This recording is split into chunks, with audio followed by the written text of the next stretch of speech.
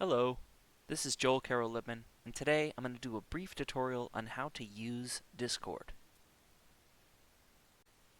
So Discord is basically a program that allows you to join chat rooms. When you first get Discord, you're not going to be in any of those chat rooms, so the first thing you're going to want to do is find a server to join. These chat rooms are called servers on Discord. So I have a link to one right here. You can find these links anywhere. Maybe your friend texted you one, or you find one online. And all you have to do is click it. It's going to open your Discord window if you have Discord downloaded, or it might open the internet and you'll see something like this, or maybe it'll prompt you to join it through your web browser. And then all you have to do if you want to join that server is click that button and you will be in the server. This is the unofficial Discord for Portland State, so that might be one you want to join if you want to get connected with your classmates. For now, we have a couple of test servers, so I'll hit no thanks. We're just going to deal with these. So the first thing you're going to want to know is how to select which server you are viewing. You'll see on the left side here I have two separate servers that I'm currently in.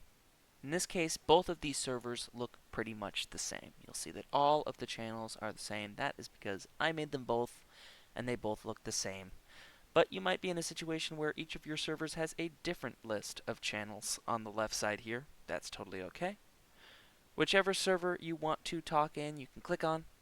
You'll see the name of the server up top here, and then you can choose which channel you would like to interact with.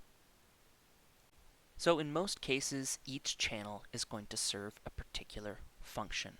There are basically two types of channels that you need to be aware of. One of them is a text channel, which is represented by these little hashtags on the left side. If you hover over it, it actually says text right there. And then there are also voice channels with these little speaker icons next to them. Text channels are for typing things. So, for example, right now I have class discussion selected. If I wanted to ask, what's the homework this week? I could type that in, hit enter, and it comes up, just like a little chat room there. Whereas voice channels, if I click on one of those, suddenly I'm in this little voice channel here, and I can just talk. It has my microphone picking up there. That's why my little icon here is glowing green around the edges. If I want to mute myself, I can hit mute, and then nobody can hear me. Then I can also turn on my camera if I choose to. I have a few other options here, like screen sharing and things like that. To hang up, just hit that button. You'll notice that when I was over here in the text channel and I clicked on the voice channel, it didn't bring up the voice channel window right away, but it does still show that I am in there, that I'm hanging out in there.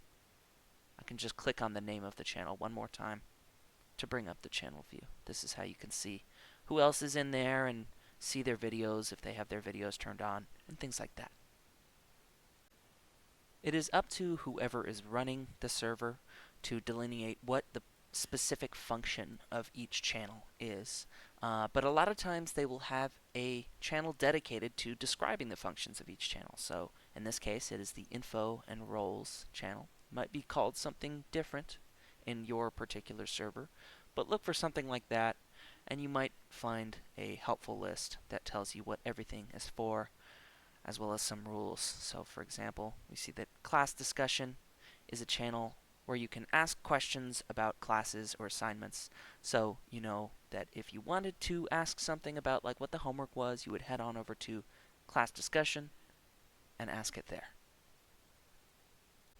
On the right side of every server is going to be the player list. This shows you everybody that's online, and you can click on their names and add them as friends and stuff if you go to their profile, things like that, send them messages. You might find that this is not appearing on your screen. Might look something like that. All you have to do to show it, if you would like to see who's online, is you press that button, Show Member List, and it pops right up for you. There are a couple other things about Discord that you don't strictly need to know, but might be helpful. These are things like changing information in your profile, or your status, things like that.